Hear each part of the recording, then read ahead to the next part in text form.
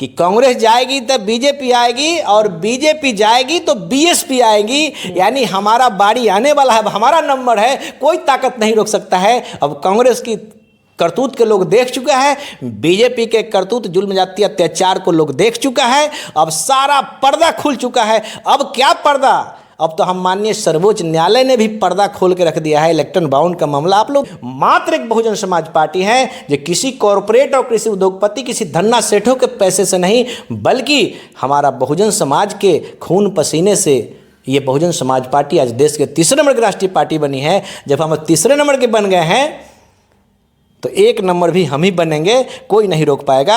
अब समय वह दूर नहीं है। सर, आप लोग कहते हैं कि बहन जी प्रधानमंत्री बनेंगी, तो अकेले लड़कर इस देश में कैसे पीएम बनेगी?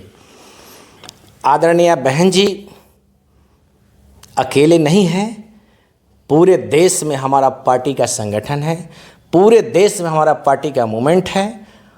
और हमारी नेता आदरणीय बहन जी, आप देखे होंगे कि उत्तर प्रदेश में हम अकेले 2007 से 12 की सरकार आपने देखा है, हमारा कोई गठबंधन नहीं था और पूर्ण बहुमत की सरकार बहन जी 5 साल चलाई है। तो यह समय दूर नहीं है, धीरे धीरे देश में जागृति आ रही है। एक समय था जब हम लोग, जब 98 में पार्टी ज्वाइन हम किए थे, तो जब गांव समाज में लोगों के बीच में जाकर जब जय भीम बोलते थे तो लोग ताकता था कि भाई क्या बोल रहे हैं, है ना। जब नीला झंडा और हाथी निशान लेकर जब घूमते थे तो लोग कहते ये कहाँ से झंडा और नीला झंडा लाए हैं, जो नहीं जानते थे हमारा भोला भाला समाज। आज परिस्थितियाँ बदली है, हमारे वर्कर मेहनत कर रहे हैं, हमारे कार्यकर्ता मेहनत कर रहे हैं, हमारे सारे पदाधिकारी मेहनत कर रहे हैं। आज परिस्थितियाँ ऐसा हो गया है कि आज जय भीम बोलने के लिए जो लोग जय भीम से नफरत करते थे, आज वो लोग भी हमारे लोगों को भोला भाला को ठगने के लिए वो लोग भी जय भीम बोलता है।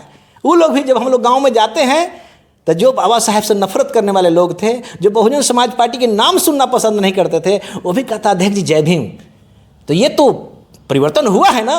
सर, पीएम कैसे बनेगी बताइए? ये परिवर्तन हुआ है तो बस समझ पीएम कैसे बनेगी? बनेगी पीएम इसलिए कि अब जो है, अगर अभी तक बहन जी अगर बहुजन समाज पार्टी की सरकार नहीं बनी, अगर देश में अगर बहुजन की सरकार नहीं बनी है, अगर अंबेडकरवाद की सरकार नहीं बनी है, तो इसमें दोषी जो है, इसमें दोषी हम अगर सिर्फ हम विरोधियों को अगर दोष दें तो यह जायज़ नहीं होगा। हम अपने लोगों से कहना चाहते हैं कि आप जय भीम का नारा इतना जोर से लगाते हो, गांव गांव में जय भीम का नारा लगाते हो, चाहे वह संत गुरु महापुरुषों के जयंती मनाना हो, चाहे पुण्यतिथि मनाना हो, और नारा आप जय भीम का लगाते हो, और सरकार अगर जय भीम वाले के खिलाफ बनता है, गैर बराबरी सोच रखने वाला बनता है, तो जय भीम नारा लगाने वाले से भी सावधान रहना है। हो सकता है कि हमारे वोट लेने के लिए, हमारे लोग गुमराह करने के लिए नकली जय भीम वाला भी नीला पट्टी बांध के गांव में घूमता है। हम अपने लोगों से निवेदन करेंगे कि नकली से सावधान रहे और अपने लोगों को गोलबंद करें। और हम सरकार, हमारी बहन जी देश की प्रधानमंत्री बनेगी, जब हम पार्लियामेंट के मेंबर ज़्यादा से ज़्यादा जीतेंगे तो बहन जी सरकार में आएंगी, बहन जी हमारी प्रधानमंत्री बनेगी। सर, बीजेपी का 2 टर्म से सरकार है देश में, वो पूरे राज्य में जा जाकर पूरा गठबंधन कर रही है, लेकिन आप लोग गठबंधन नहीं कर रहे हैं, कह रहे हैं कि बहन जी पीएम बनेंगी। हमारे पार्टी के, हमारे इस देश के मसीहा मानवर कांसीराम साहब ने हम लोगों से जब कैडर लेते थे तो बताते थे कि इस देश में कांग्रेस जाएगी तो बीजेपी आएगी। और उन्होंने ये भी कहा कि कांग्रेस जाएगी तब बीजेपी आएगी और बीजेपी जाएगी तो बीएसपी आएगी, यानी हमारा बारी आने वाला है, अब हमारा नंबर है, कोई ताकत नहीं रोक सकता है। अब कांग्रेस की करतूत के लोग देख चुका है, बीजेपी के करतूत जुल्म जाति अत्याचार को लोग देख चुका है, अब सारा पर्दा खुल चुका है। अब क्या पर्दा, अब तो हम माननीय सर्वोच्च न्यायालय ने भी पर्दा खोल के रख दिया है। इलेक्ट्रॉन बाउंड का मामला, आप लोग तो मीडिया वाले हैं, आप लोग भी पढ़ते होंगे और लोगों को बताइए इस देश में सबसे ईमानदार पार्टी कौन है, इस देश में सबसे ईमानदार पार्टी कौन है। और ये पूरा देश अब जान गया, पूरा दुनिया जान गया कि इस देश में जो है नाम की भारतीय जनता पार्टी की सरकार है, कि ये पार्टी की सरकार है, नाम की कांग्रेस की सरकार होती है, नाम की किसी दल की बिहार में सरकार होती है, और रिमोट कंट्रोल कॉरपोरेट घराना के हाथ में होता है। क्यों हाथ में होता है? सारी नीतियां कॉरपोरेट घराने के हिसाब से तय किए जाते हैं। क्यों तय किए जाते हैं? क्योंकि सारे के सारे कॉरपोरेट घराना, सारी की सारी पॉलिटिकल पार्टियां कॉरपोरेट घराना से 2-4 करोड़ की बात नहीं है, ये हजारों करोड़ रुपया, जो अरबों खरबों रुपया जो है, ये पार्टी चलाने के नाम पर, ये लोगों को गुमराह करने के नाम पर, ये जो है ये नाच नौटंकी दिखाने के नाम पर ये पैसा, ये पूंजीपतियों के पैसा से ये पार्टियां यहाँ तक बनाए हैं। और आज इस देश में मात्र एक बहुजन समाज पार्टी है जो किसी कॉरपोरेट और किसी उद्योगपति, किसी धन्ना सेठों के पैसे से नहीं, बल्कि हमारा बहुजन समाज के खून पसीने से ये बहुजन समाज पार्टी आज देश के तीसरे नंबर की राष्ट्रीय पार्टी बनी है। जब हम तीसरे नंबर के बन गए हैं तो एक नंबर भी हम ही बनेंगे, कोई नहीं रोक पाएगा।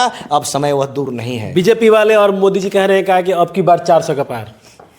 देखिए, उनका तो चूंकि कहते इसलिए कहते हैं कि उनका एजेंडा है कि जितना दिन तक इस देश के लोग बेवकूफ़ रहेंगे, नालायक रहेंगे, उतने दिन तक उनकी होशियारी चलेगी। लेकिन इस देश में अम्बेडकरवाद और मनुवाद, दो वाद अब रह गया है। बाकी जितने वाद थे, एक समय था हम लोग जब स्कूल में पढ़ते थे तो लाल झंडा का मार्क्सवाद, लेनिनवाद, ये समाजवाद, ये कौन कौन वाद का जो है झंडा प्रदर्शन, धरना प्रदर्शन चलता था कांग्रेस के खिलाफ में, आरएसएस के खिलाफ में, उसके जुल्म जाति के खिलाफ में चलता था। तो आज समाजवाद भी उसी में विलीन हो गया, मार्क्सवाद लेनिनवाद भी उसी में विलीन हो गया, गांधीवाद भी उसी में, उसका कोई अता पता नहीं है। इस देश में दो वाद बचा है, एक है अम्बेडकरवाद और दूसरा है मनुवाद।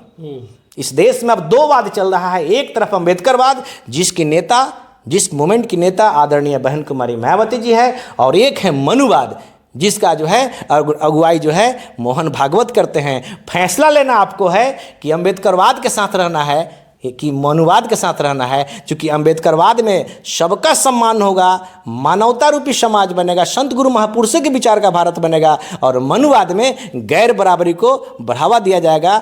मनुवाद के माध्यम से जो व्यवस्था किया था, मनुवादी व्यवस्था जो उसका पढ़ेंगे, जो उन्होंने व्यवस्था किया था कि एक इंसान को इंसान नहीं समझा जाएगा, इंसान को जानवर से भी बदतर समझा जाएगा, और वह मजबूर होकर के वह अपने आप को इंसान नहीं जानवर समझा जाएगा। एक वो व्यवस्था है, और एक अम्बेडकरवाद है जहाँ जो हमारे जानवर के रूप में जीने वाले को इंसान बनाने का काम करती है, ये अम्बेडकरवाद है। और फैसला लेना आपको है कि आपको उधर जाना है कि इधर जाना है। अब सारा वाद खत्म हो चुका है, दो वाद बचा है, एक अम्बेडकरवाद और दूसरा मनुवाद। बिहार में सर क्या सीट आ रहा है सर? बिहार में इस बार तो है एक सम्मानजनक सीट। बिहार में जो है आप लोग देखेंगे इस बार बहुत बड़ा सम्मानजनक सीट बिहार में आने जा रहा है। सर आप तो पूरा टोटल पर लड़ रहे हैं। हाँ, सीट पे। जी। कितने आने की संभावना है? देखिए, बिहार में तो जिस तरह की तैयारी हमारे कार्यकर्ता लगे हुए हैं, हमें तो पूरा उम्मीद है कि इस बिहार में इस बार कम से कम 1.5 दर्जन से ज़्यादा सीटों पर हम लोग कांटे के टक्कर में रहेंगे। और सभी जगह हमारे वर्कर जो है काफ़ी मोटिवेटेड होकर लगे हैं, दिन रात लगे हुए हैं। हम अपने कार्यकर्ताओं पर और अपने समर्थकों पर हमें नाज है, हमें गर्व है कि बहुजन समाज पार्टी का कार्यकर्ता किसी के सामने हाथ नहीं पसारता है। अपने बलबूते आदरणीय बहन जी को अपना नेता मानता है। अपने बलबूते जो भी हम प्रत्याशी हमारे बहन जी भेजती हैं, जिन्हें भी बहन जी प्रत्याशी बनाकर भेजती हैं, उसको अपना उम्मीदवार मान करके अपना हाथी निशान और नीले झंडा को जो है वो वोट करती है। इसलिए हमारा कार्यकर्ता पूरे भारत में एक बहुजन समाज पार्टी ऐसी पार्टी है जिसका वर्कर जो है किसी के सामने हाथ नहीं पसारता है, अपने स्वाभिमान की लड़ाई अम्बेडकरवाद को मजबूत करने की लड़ता है। ये हमारी पार्टी है। बहुत बहुत धन्यवाद सर।